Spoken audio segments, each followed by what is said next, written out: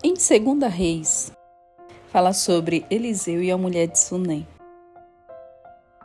E se sua maior bênção viesse não de um pedido, mas de uma atitude silenciosa de fé? Hoje eu quero falar sobre algo profundamente poderoso.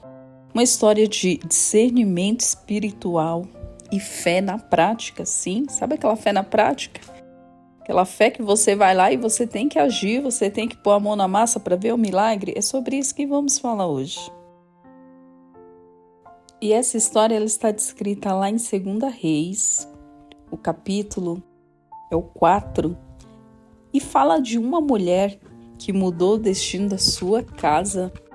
Sabia que você pode mudar o destino da sua casa com a palavra de Deus? E ela não fez barulho não, viu?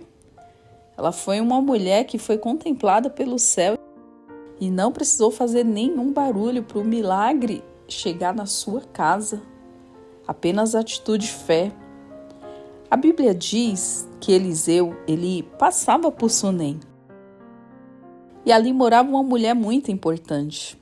Mas o texto não diz que ela era rainha, profetisa, sacerdotisa. O texto não fala nada disso. Ela era apenas alguém que discerniu que um homem de Deus sempre passava ali. E tanto é que você vai ver ela dizer: este homem que sempre passa por nós é um santo homem de Deus. E o fato é que Eliseu, ele nunca pediu nada. Ele simplesmente passava ali e estava sendo observado. E um certo dia, ela constrange Eliseu a comer em sua casa. Depois, toma uma decisão ainda mais ousada. Vamos fazer um pequeno quarto no terraço com cama, mesa, cadeira e um candeeiro.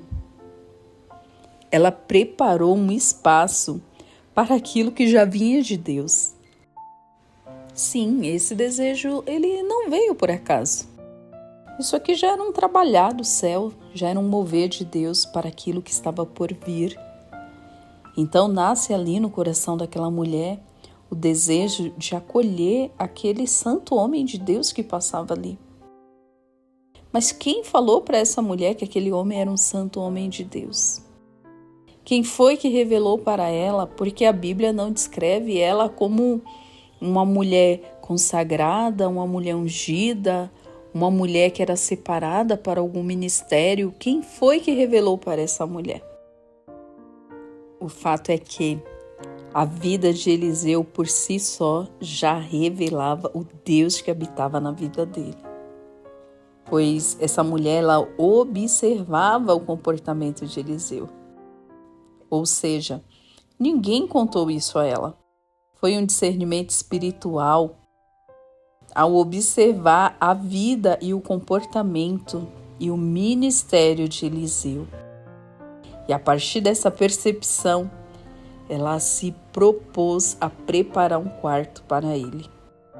Não houve ali nenhuma revelação divina, não houve nenhum tipo de sonho, Deus não mostrou para essa mulher em visão, mas ela observou porque ela via que aquele homem, ele carregava um caráter diferente. Ela ficava ali observando como ele falava, como ele tratava os outros, como ele comia. Porque me diz aí, se tem como a gente observar uma pessoa, se não for por aquilo que ela comete, se não for por a forma que ela se comporta, como ela trata os outros.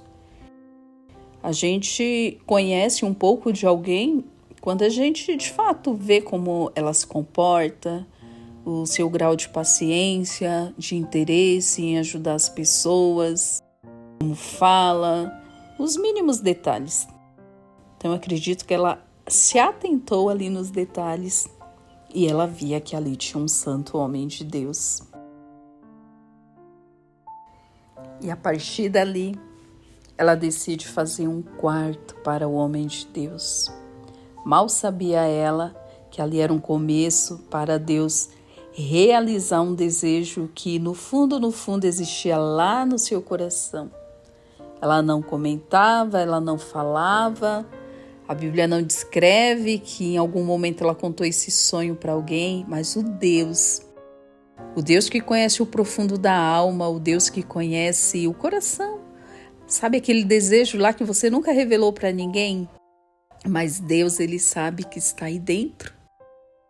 Sabe, o Senhor, Ele conhece o nosso íntimo. Tem coisas que a gente não fala nem em oração. Mas Deus, Ele conhece, Ele sabe. E o nosso Pai, sabendo que tem algo que queima aqui dentro de nós, Ele cria situações para trazer à existência aquilo que é um sonho dentro de nós. Esse cenário ele começa a nascer através de uma simples observação. E tem algo poderoso aqui nessa história que ela construiu antes de receber. Ela investiu antes de ver o resultado. Se isso aqui não for fé, o que mais é? Isso aqui é fé, fé em Deus. Ela começou a agir ali antes de ver o seu milagre. Ela foi movida pela fé e começou a agir. E a gente sabe que a fé não é só esperar. A fé é agir. Como se Deus ele já tivesse decidido nos visitar. Como se Ele já tivesse decidido realizar aquele milagre, aquele desejo que nós temos. Quantas vezes nós falamos que cremos, mas não preparamos o ambiente para isso? Não organizamos a casa, não abrimos espaço no coração, não mudamos a rotina, mas a gente diz que crê. A sunamita, ela creu tanto que ela fez tudo isso sem nenhuma garantia. Sem sequer alguém saber que havia um desejo dentro do coração dela, não ser o próprio Deus. E Eliseu, ele tocado por aquela atitude, ele pergunta: o que se pode fazer por ela? O que eu posso fazer por essa mulher? Já que ela me hospedou aqui, já que ela está me ajudando, o que eu posso fazer por ela? Eu preciso fazer alguma coisa. É normal quando alguém faz o bem pra gente, a gente querer retribuir de alguma forma, a gente querer agradecer. E ela responde algo que revela o seu coração. Habito no meio do meu povo, ou seja, eu não preciso de reconhecimento. Eu só quero servir a Deus. Mas Deus vê o que ninguém vê. Aqui que mora a chave do milagre, é que Deus vê aquilo que o homem não vê. E Eliseu, ele profetiza: por este tempo, no próximo ano, você vai abraçar um filho. Te prepara, que você não contou para ninguém, mas o Todo-Poderoso que conhece todas as coisas, ele sabe o teu desejo e você vai abraçar um filho. E o milagre, ele não veio porque ela pediu. Ele veio porque ela criou um lugar para Deus agir. Mediante a fé, ela criou ali um lugar e Deus foi lá e agiu. Ela não pediu para o profeta um filho. Ela não pediu para ninguém um filho. E talvez você esteja esperando uma resposta, um milagre, uma mudança. E Deus esteja esperando você preparar o quarto. Sim. Preparar o quarto do teu coração, o quarto da tua fé, o quarto da tua esperança.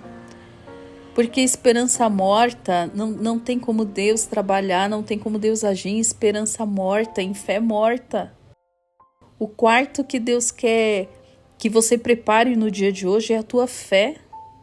O quarto que Deus quer que você prepare no dia de hoje é você crer que mesmo sendo impossível aos teus olhos, Ele pode todas as coisas. Isso não é um quarto físico, mas é um espaço de fé, de obediência e de coragem ao teu Deus. Quem honra a presença de Deus recebe mais do que imagina, muito mais do que a gente pode imaginar. E o fato é que aquela mulher ela foi alcançada por Deus. O tão sonhado filho nasceu. Deus abençoou a vida dela com um menino. Só que o tempo passou, a promessa se cumpriu. Mas a Bíblia nos ensina algo duro e real. O milagre, ele não nos isenta de prova, não. Deus vai te dar um milagre, mas você pode ser provado também com este milagre.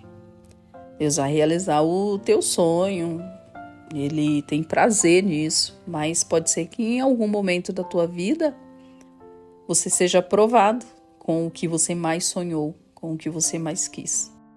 Talvez até mesmo isso que você está passando hoje aí seja somente uma provação.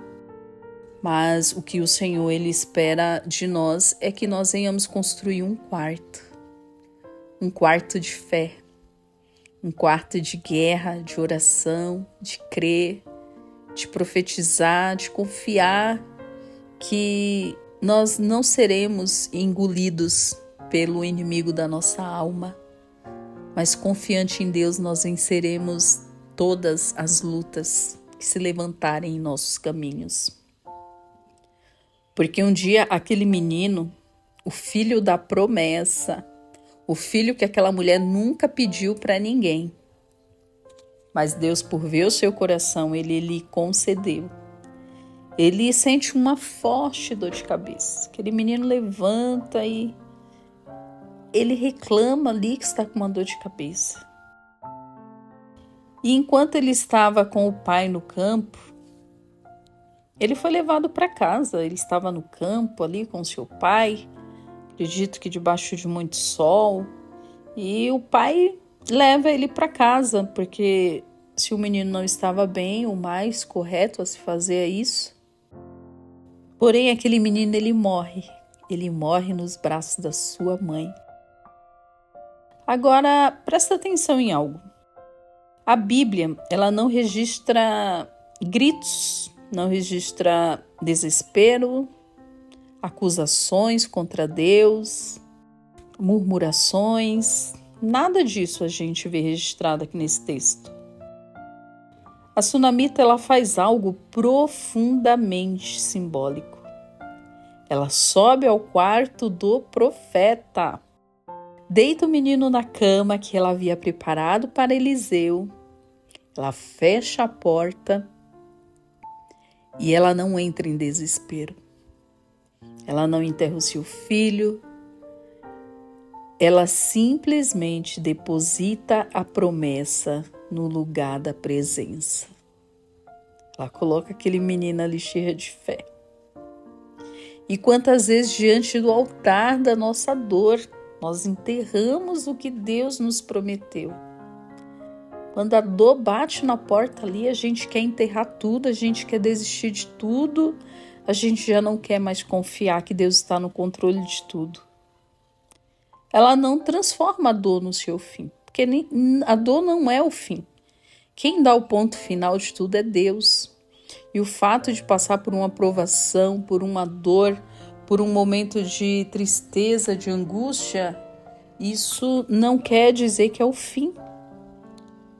E ela transforma aquela dor em uma intercessão silenciosa ali dentro daquele quarto.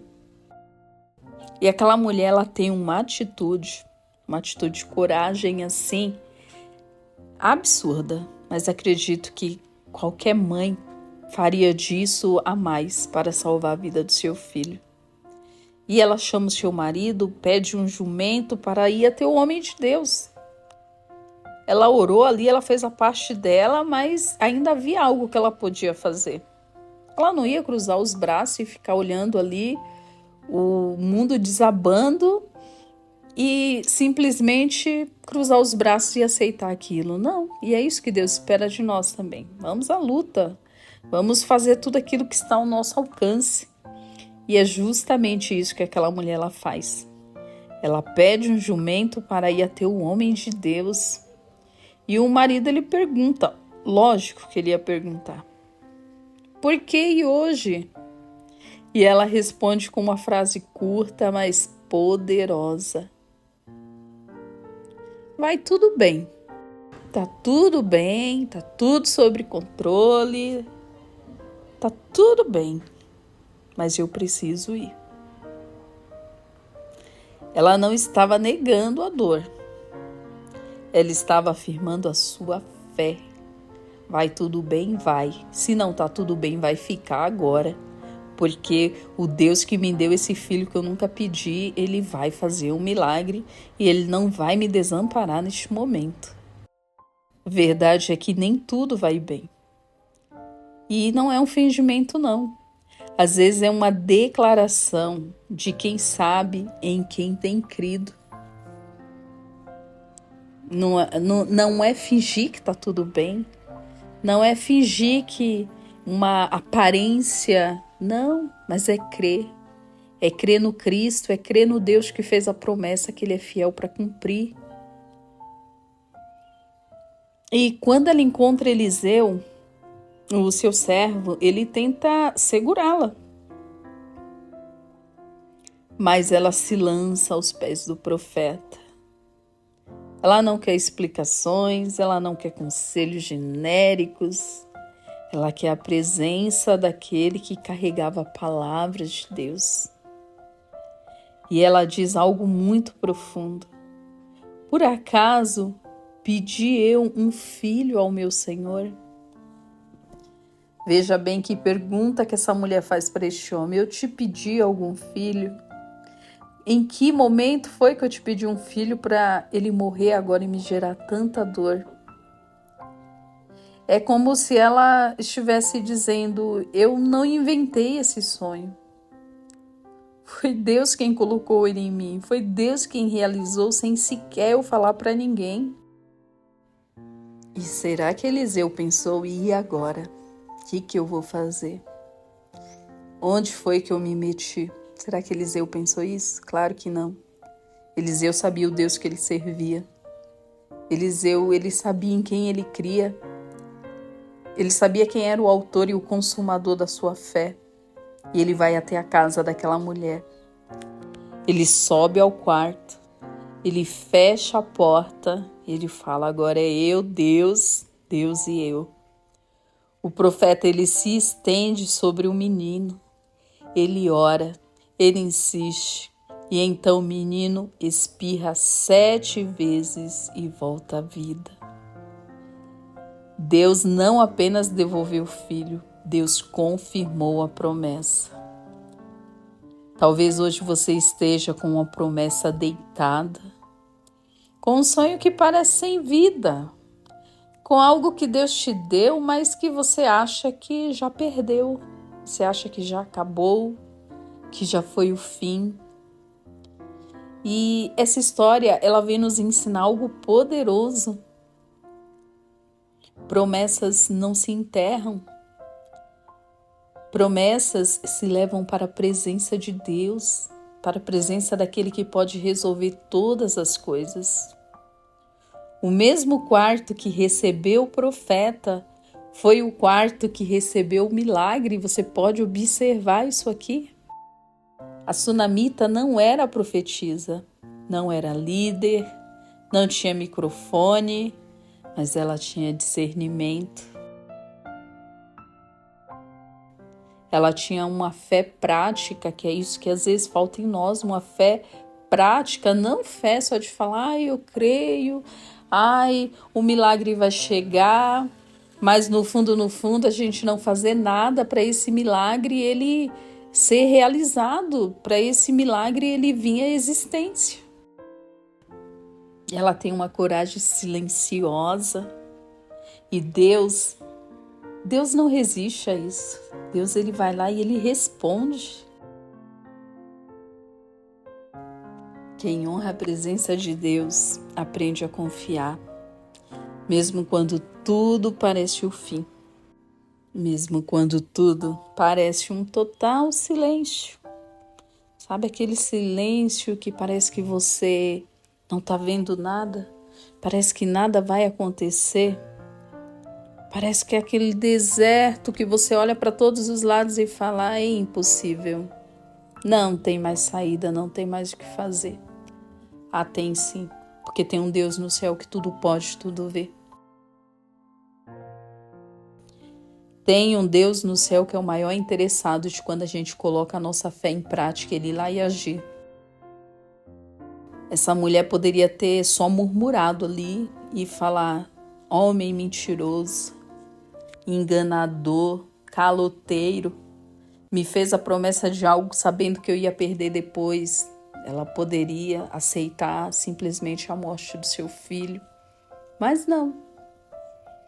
Ela fala para o seu marido que está tudo bem, uma mulher sábia, não saiu tocando terror, deixando todo mundo desesperado. Estava tudo mal, né? De fato, a gente sabe que estava tudo mal. Mas ela não saiu desesperada. Nosso filho morreu, aquele profeta vai me pagar agora, ele vai ver. Não, ela crê. Ela não saiu alarmando a derrota, né? Uma aparente derrota. Que na verdade Deus estava no controle de tudo. E às vezes é só isso que Deus quer ver, onde que está a nossa fé. No desespero, na gritaria, na briga, na dor, na contenda. Onde que está a nossa fé quando tudo desaba? Onde que está a nossa confiança quando a gente olha as coisas assim desmoronando e a gente fala, agora eu vou empobrecer, agora eu vou passar fome, agora eu vou morrer com essa doença. Onde que está a nossa fé? Nosso Deus é maior que tudo. Uma atitude daquela mulher trouxe o filho dela de volta. Um desejo que existia lá só dentro do seu coração. Deus viu, Deus honrou e mais para frente Deus permitiu vir uma provação. E quando veio, ela soube se posicionar e ser alcançada por um milagre. Talvez para muitos aí a morte já é o fim de tudo, acabou, morreu, acabou. Não. Para o Deus das causas impossíveis, a morte pode ser o recomeço, pode ser uma nova história que Deus esteja escrevendo para nós. E talvez você está aí se perguntando agora, o que esse quarto representa na minha vida hoje? Na verdade, não é sobre paredes, não é sobre móveis, é sobre prioridade. Temos priorizado nosso Deus? O quarto da sunamita era um lugar separado, era um lugar organizado e um lugar constante. Ela não montou um quarto quando Eliseu chegava. Ela deixou pronto. E hoje, preparar um quarto para Deus pode ser separar tempo para Ele, mesmo quando os dias apertam, quando a rotina cansa. Manter a fé mesmo quando a promessa parece estar em silêncio. Não negociar os nossos princípios para acelerar os resultados e continuar servindo mesmo quando ninguém vê e confiando mesmo quando tudo não vai bem. A escolha é confiar quando a lógica ela diz desista, abre mão disso aí. Abrir mão desse casamento, desse filho, desse emprego, dessa empresa, abre mão de tudo. Para de se atentar, para de se preocupar. Mas a fé grita mais alto, insiste. Confia, tenta mais uma vez, luta mais uma vez. Talvez você esteja vivendo o meio dessa história. Nem o começo da promessa e nem o fim do milagre, mas o meio da história. Mas Deus trabalha no meio também. O silêncio não é ausência, é preparação. A mesma casa que acolheu a presença, acolheu a ressurreição. Hoje eu te convido a fazer algo simples, mas profundo. Não enterre, não entregue aquilo que Deus te prometeu. Leve para a presença dele, feche a porta, ore, confie. Quem prepara um lugar para Deus nunca fica sem resposta. Se essa palavra falou com você, permaneça alguns segundos em silêncio. Respire, ore e entregue tudo a Deus. E se fizer sentido para você, compartilha com alguém que precisa preparar um quarto novamente. Que Deus te fortaleça e até o próximo momento de reflexão. Deus te abençoe.